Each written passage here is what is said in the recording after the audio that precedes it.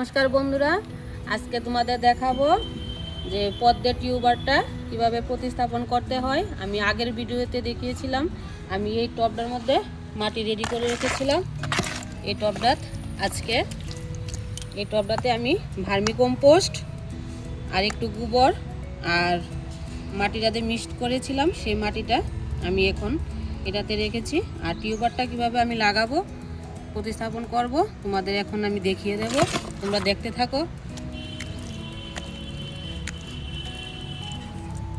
এই যে মাটিটা এমন হতে হবে।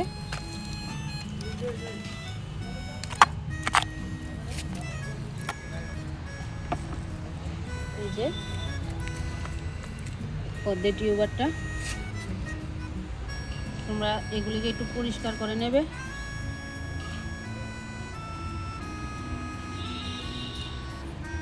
এগুলিকে পরিষ্কার করে নেবে।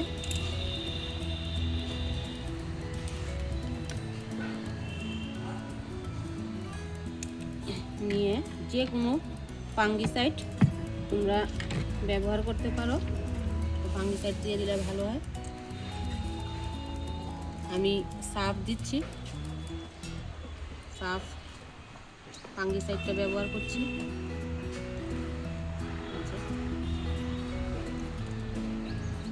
আমি সাফ ফাঙ্গিসাইডটা ব্যবহার করলাম। আর দেখো এখন এটা আমি এই বলটাতে প্রতিস্থাপন করব। তোমরা এইভাবে একটু মাটিটা একটু সরিয়ে নেবে। এইভাবে তোমরা পদ্মের টিউবারটাকে বসাতে পারো। এই যে মাটিটা এইভাবে দিয়ে দেবে। আর সামান্য একটু জল দিতে পারো তোমরা, হাতে করে এভাবে সামান্য জল দিতে পারো।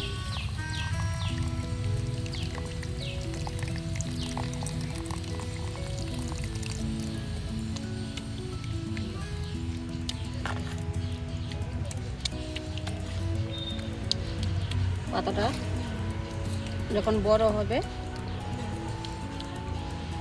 কুড়ি আসার সাথে সাথে পদ্মে এইভাবে বসালে 24 থেকে 30 দিনের মধ্যে আমাদের পদ্মের কুড়ি চলে আসবে। আর পদ্মের কুড়ি আসার সাথে সাথে তোমরা জলটাও বাড়াতে পারো, একটু একটু করে জলটা বাড়াতে পারো। আজকে এতটুকুই তোমাদের দেখিয়ে দিলাম আমি পদ্মের টিউবার কিভাবে প্রতিস্থাপন করলাম। তোমরা এইভাবে প্রতিস্থাপন করতে পারো। আর এইভাবে প্রতিস্থাপন করলে পদ্ম গাছ খুব ভালোভাবে ফুটবে আর দেখতেও ভালো লাগবে। আমার এই পদ্ম গাছ যখন ফুলটা ফুটবে, তোমাদের আরেকটা ভিডিও করে আমি তোমাদের দেখাবো। নমস্কার বন্ধুরা, বাই বাই।